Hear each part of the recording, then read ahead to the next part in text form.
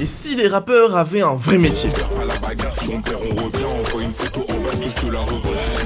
Damso serait évidemment poète. Il te parle de sa vie, de comment il gamberge. En plus, il aime trop nous faire le mec mélancolique. Un mot, 28 significations, c'est vraiment le Victor Hugo qui pensait. Et comme tout poète qui se respecte, il nous fait des phases où il abuse, genre. Je suis Asperger, donc bienvenue dans ma folie. Hein. Là, le book, déjà, il nous sort un légendaire Askip, je suis autiste. Mais le pire, c'est qu'il a dit que les autistes étaient fous. Tout ça pour faire le mec intelligent. Ça me fait penser au mec qui s'auto-diagnostique des maladies, genre random, la dépression. Non, Jason, tu n'es pas dépressif car tu es sous Frozen, même sous la douche. D'ailleurs, tu t'appelles Timothée. Bref, Gims, historien. C'est toutes ces phases de complotistes à base de pyramides, tout ça, tout ça. Tu vois ce que je veux dire? En plus, ça se voit, il serait prêt à mentir pour nous créer une découverte révolutionnaire. En plus, Askip, il est en bif avec des historiens. En mode, c'est Drake and Drake. Alors, peut-être, je suis sûr, en cherchant, il va tomber, genre, sur mon Discord, lien en description. On y parle de musique. Vous pourrez participer au prochain tournage. On s'y amuse bien. Venez, la mano. Prisonnier. Le Boog, il est allé en prison. Et dès qu'il est sorti, il est parti faire la première partie de Gazo. Et quand tu écoutes les lyrics, ça se voit, il aurait été dans le crime même s'il avait pas percé. En plus, ça se voit en prison, il a des tricks and tips pour être Gucci de fou. Et sinon, comme il l'a dit, on est dans Vol et la revente.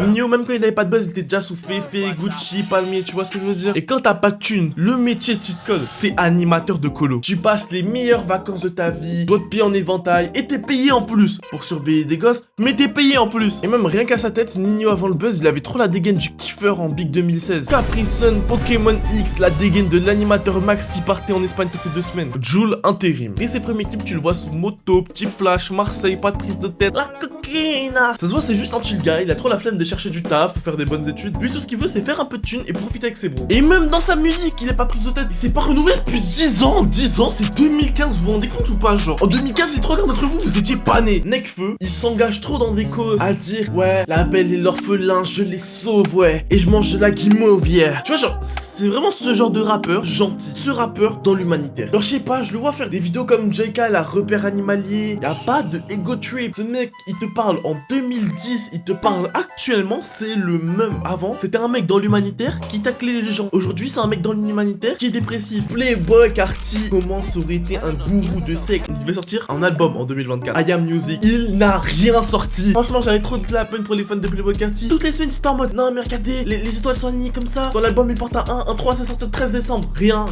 La seule jour où il a posté, c'était le jour de son anniversaire. À part ça, il n'a rien drop. Il avait dit